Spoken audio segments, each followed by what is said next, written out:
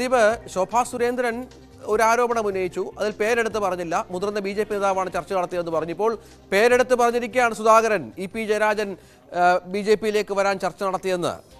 കാര്യങ്ങൾ അങ്ങനെയാണോ? അത്തരം ചർച്ച നടന്നിട്ടുണ്ടോ? താങ്കൾക്ക് അറിവുണ്ടോ?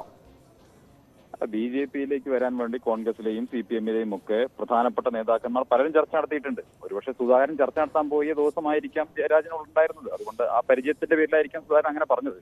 ആരൊക്കെ പോയി എന്നുള്ള കാര്യം എനിക്കെന്തായാലും വ്യക്തമല്ല. തീർച്ചയായിട്ടും കോൺഗ്രസിന്റെയും CPM-ന്റെയും ഒക്കെ സംസ്ഥാനത്തെ സമുന്നത നേതാക്കൾ ബി.ജെ.പിയിലേക്ക് വരാൻ വേണ്ടി അവർ താല്പര്യമുണ്ട് എന്നുള്ളത് സത്യമാണ്. പലരും അവസരം കാത്തു നിൽക്കുകയാണെന്നുള്ളത് സത്യമാണ്. വലിയ തോതിൽ ബി.ജെ.പിയിലേക്ക് വരാൻ വേണ്ടിയുള്ള ആഗ്രഹം പലരും പ്രകടിപ്പിച്ചിട്ടുണ്ട്. സ്വാഭാവികമായിട്ടും ഒരു ജനാധിപത്യ രാഷ്ട്രീയ പാർട്ടി എന്ന നിലയ്ക്ക് സംസ്ഥാനത്ത് സ്വാധീനമുള്ള നേതാക്കൾ കടന്നു വരുന്നത് ഞങ്ങൾക്ക് സന്തോഷമേ ഉള്ളൂ. ഞങ്ങൾ അതിനുവേണ്ടി തീർച്ചയായിട്ടും പരിശ്രമം നടത്തും എന്നുള്ളതും തീർച്ചയാണ്. അത് ഞങ്ങളുടെ അവകാശമാണല്ലോ, ഒരു ജനാധിപത്യ രാഷ്ട്രീയ പാർട്ടിയല്ലേ.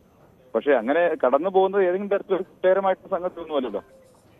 സുധാകരൻ ഇദ്ദേഹത്തിൽ ആരോപണം ഉന്നയിക്കുന്ന മുമ്പ് സുധാകരൻ ചെയ്ത കാര്യങ്ങളൊക്കെ അദ്ദേഹം തന്നെ തുറന്ന് പറയട്ടെ. ഞാൻ അത്രേ പറയുന്നുള്ളൂ. അല്ല, ഈ ഇടനിലക്കാരുണ്ടായിരുന്നു. ശോഭാ സുരേന്ദ്രനും തിരുവനന്തപുരത്തെ NDA സ്ഥാനാർത്ഥി രാജ് ചന്ദ്രശേഖറും ഒക്കെ ഗൾഫിൽ വെച്ചാണ് ജയരാജനുമായി ചർച്ച നടത്തിയെന്നൊക്കെ വളരെ വ്യക്തമായ ഭാഷയിൽ പറയുകയാണ് സുധാകരൻ. അദ്ദേഹത്തിന് കാര്യങ്ങൾ കൃത്യമാണെന്ന് അറിയാമെന്ന് തോന്നുന്നു. ഞാൻ പറയുന്നത് അതുകൊണ്ടാണ്. സുധാകരൻ ചർച്ച നടത്താൻ പോയ ദിവസമായിരിക്കാമല്ലോ ഇത് നടന്നത്.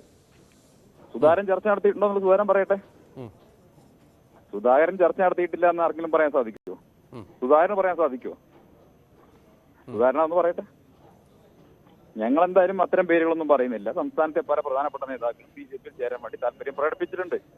ഞങ്ങൾ അങ്ങനെ കടന്നു വരുന്നവരെ മാന്യമായി സ്വീകരിക്കും. അവർക്ക് തീർച്ചയായിട്ടും മാന്യമായിട്ടുള്ള അവസരം പാർട്ടി നൽകും. ആ കാര്യത്തിൽ തർക്കമൊന്നുമില്ല. ഇവരെന്തിനാണ് പരസ്പരം ഇങ്ങനെ ആക്ഷേപം ഉന്നയിക്കുന്നത്?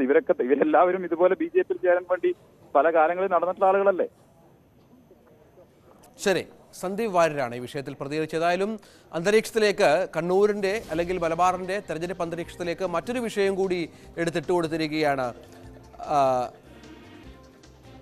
ശോഭാ സുരേന്ദ്രനുമായി സംസാരിച്ചിരുന്നു. ഇ.പി. ജയരാജൻ മറുപടി പറയട്ടെ ഈ വിഷയത്തിൽ, അതിനുശേഷം താൻ പ്രതികരിക്കാമെന്നാണ് ശോഭാ സുരേന്ദ്രൻ വ്യക്തമാക്കിയത്. ശോഭ അല്പം മുമ്പ് ന്യൂസ് 8 സംസാരിച്ചിരുന്നു. പക്ഷേ അത് അവരുടെ വാക്കുകൾ ഇങ്ങനെയാണ്: ഇ.പി. ജയരാജൻ മറുപടി പറയട്ടെ ഈ വിഷയത്തിൽ, അതിനുശേഷം താൻ പ്രതികരിക്കാമെന്നാണ്. പക്ഷേ ഇ.പി. ആണ് എന്നത് ശോഭ നിഷേധിക്കുന്നുമില്ല.